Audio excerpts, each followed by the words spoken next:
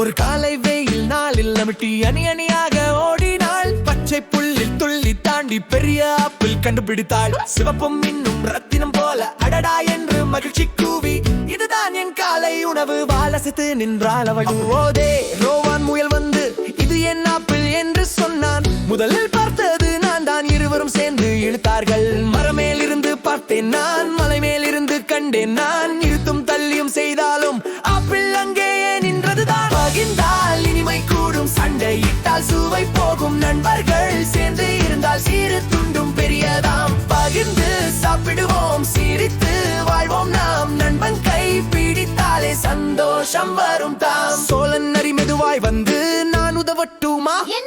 நியாயமாய் பிரிக்கிறேன் நான். ஆப்பிளை உடைத்தானுடன் ஒரு துண்டு பெரியதாய், மற்றொன்று சிறியதாய்.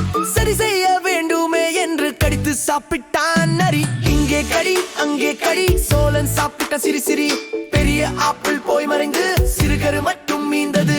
நிறுத்து என்று இருவரும் கூவி சிறு துண்டாய் பகிர்ந்து கொண்டார். சூரியன் கீழே நண்பர்கள் சேர்ந்து இனிமையாய் சாப்பிட்டார். பகிர்ந்தால் இனிமை கூடும், நட்பு என்றால் இதயம் தேடும். சண்டை வேண்டாம் நண்பர்களே, பகிர்வோம் நாம் இன்று முதல். பகிர்ந்தால் இனிமை கூடும், நட்பு என்றால் இதயம் தேடும். சண்டை வேண்டாம் நண்பர்களே, பகிர்வோம் நாம் இன்று முதல்.